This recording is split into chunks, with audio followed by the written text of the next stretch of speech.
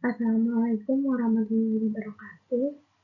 Saya Linda Puspitari ini dengan NIM 202151186. Di sini saya akan mempresentasikan tentang teknologi industri dalam bidang canting pantograf untuk meningkatkan efisiensi produksi batik tulis. Rumus masalah dan tujuan. Rumus masalahnya adalah bagaimana cara pembuatan canting pantograf, bagaimana mekanisme kerja canting pantograf, dan apa kelebihan dari penggunaan canting pantograf. Lalu tujuannya adalah yang pertama untuk mengetahui cara pembuatan canting pantograf, yang kedua untuk mengetahui mekanisme kerja canting pantograf, yang ketiga mengetahui kelebihan dari penggunaan canting pantograf, dan yang terakhir untuk mengedukasi masyarakat tentang alternatif alat produksi batik. Canting pantograf juga mempunyai kegunaan yang pertama untuk mempermudah dan mengefisienkan proses pembuatan batik tulis. Yang kedua untuk melestarikan budaya bangsa Indonesia, khususnya budaya batik. Yang ketiga, canting pantograf lebih mudah digunakan dibandingkan dengan canting tradisional. Yang keempat, tidak diperlukannya penyalinan pola batik langsung ke kain, sehingga waktu yang diperlukan lebih efisien. Tahap perancangan teknologi.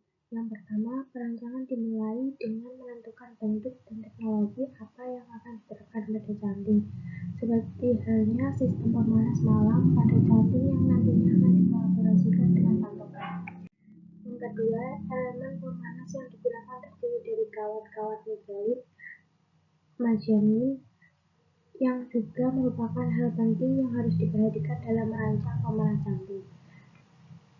Yang ketiga, setelah itu perancangan dilakukan dengan merancang ukuran pantograf agar sesuai dengan berapa besar jangkauan yang diharapkan, dan juga menentukan perbesaran yang akan diterapkan pada pantograf. Pada penerapan teknologi canting pantograf ini, perbesaran yang digunakan adalah 1:2. Dan yang terakhir, pembuatan pola batik dengan menggunakan Corel Draw, yang selanjutnya desain tersebut akan digrafir di papan MDF. Pembuatan desain pada papan MDF ini dimaksudkan agar pantograf dapat mengikuti pola yang sudah digrafir pada papan. Tahap pembuatan teknologi canting pantograf. Hasil rancangan yang telah disepakati antara pemilik CV Kusuma Jaya Batik dan tim PKM kemudian diwujudkan dalam sebuah gambar. Lalu bagian terpenting dalam teknologi ini adalah bagian canting, pantograf, dan papan pola desain. Alat dan bahan yang digunakan. Alat yang digunakan merupakan solder, bor listrik, alat pemotong, PCB dan akrilik, gerinda, obek, multimeter, kompor listrik, dan digital thermometer. Lalu bahan yang digunakan merupakan canting elektrik, aluminium 3/4 cm, kain mori, malam, kabel tis, kawat, megalin, aluminium foil, dan mur, serta baut. Penerapan canting pantograf. Canting pantograf disosialisasikan terhadap generasi muda, lalu peneliti melakukan kerjasama dengan mitra dan SMK Muhammadiyah 2 Mauludan Sleman, melakukan pengenalan dan pemraktikan penggunaan canting pantograf. Setelah dipraktikkan oleh 30 orang siswa dan 10 orang guru serta karyawan, canting pantograf mendapat respon yang sangat positif dan antusiasme yang tinggi untuk digunakan sebagai media membatik di ekstrakurikuler sekolah tersebut. Perlu diketahui bahwa proses utama dan paling lama dalam pembuatan batik adalah proses penuangan atau penulisan lilin ke kain.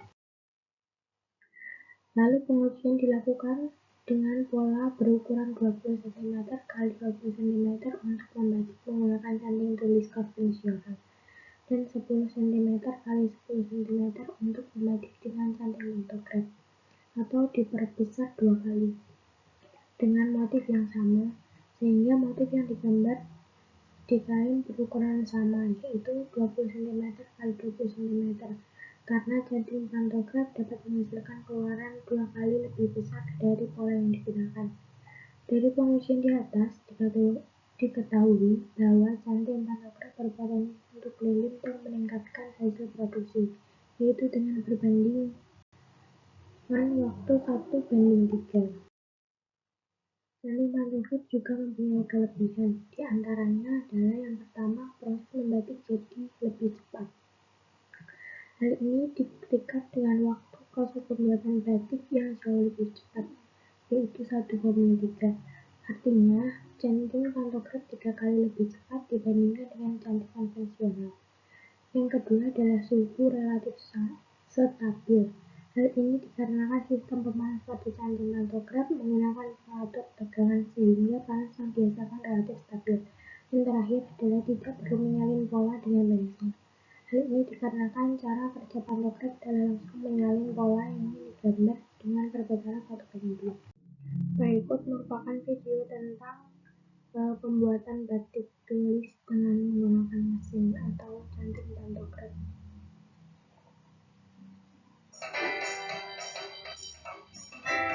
Kain batik memang menjadi salah satu identitas negara kita.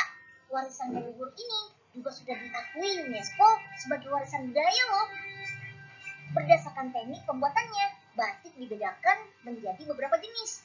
Salah satunya adalah batik tulis.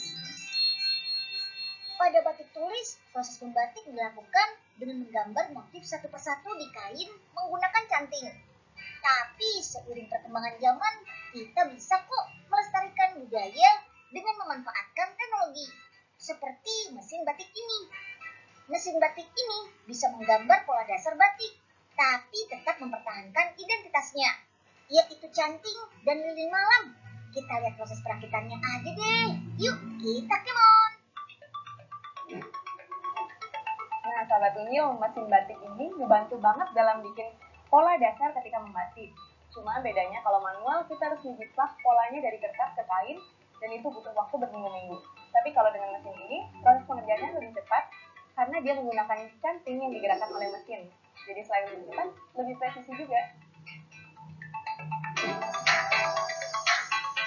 Pertama, proses pembuatan mesin batik ini dimulai dengan membentuk rangka mesin. Batang aluminium dipotong sesuai ukuran yang diinginkan. Kalau sudah sesuai, antar batang dilas hingga membentuk rangkaian. Komponen dari mesin batik ini antara lain terdiri dari kerangka, rel, controller, lengan mesin, dan yang paling utama adalah canting. Kita rakit dulu yuk lengannya. Lengan inilah yang menggerakkan arah canting sesuai dengan pola batik yang akan dibuat. Mesin ini nantinya dapat bergerak secara otomatis membentuk pola. Di bagian utama lengan mesin sudah terpasang cantingnya. Alat inilah yang nantinya berfungsi seperti pulpen, menggambar pola batik dengan tinta berupa lilin malam. Komponen lainnya yang gak kalah penting yaitu rel. Rel ini untuk memudahkan gerakan lengan dari ujung ke ujung menjadi lebih fleksibel. Pada sabuk rel ini juga terdapat gerigi untuk mengukur jarak perpindahan yang dibutuhkan saat membuat pola. Nah, kalau komponen mesinnya sudah dirakit, kita pasang kabelnya yuk. Kabel inilah yang nantinya menghubungkan lengan mesin dengan controller. Terakhir, otak dari mesin ini, yaitu controller yang mengatur gerakan lengan mesin dan juga mengatur suhu pada canting. Karena canting menggunakan lilin malam sebagai tintanya, jadi suhunya harus terjaga sekitar 90 sampai 100 derajat Celcius. Kita pasang dulu yuk kainnya ke mesin batik. Kain inilah yang nantinya bakal menjadi kanvas untuk membatik. Sebelum mesin menggambar pola batik, kita bikin dulu desainnya di komputer. Hasil desain yang sudah jadi diubah menjadi bahasa mesin atau G-code dan disimpan ke dalam flash disk. Flash disk tinggal dicolok ke controller, disetting dikit, dan tada! Mesin batik beraksi. Mesin ini membuat proses membatik jadi lebih efisien dari segi waktu, tenaga, dan biaya. Para pengrajin nggak perlu lagi susah payah menjiplak pola dari kertas ke kain.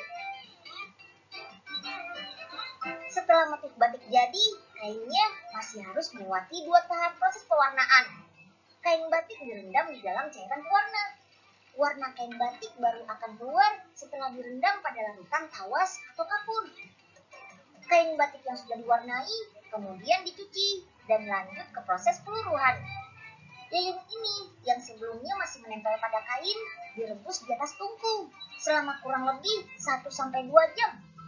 Setelah itu dijemur deh hingga kering. Tapi jangan dibawa matahari langsung ya, nanti pudar warnanya. Wah, sudah jadi nih kain batiknya. Kalau sekilas batik tulis manual dan hasil mesin gak kelihatan beda banget sih. Tapi setelah diperhatikan, pola dasar dari mesin batik memiliki garis yang lebih rapi. Alat modern seperti mesin batik ini bisa menjadi solusi untuk mempertahankan identitas bangsa di tengah perkembangan zaman. Keren kan?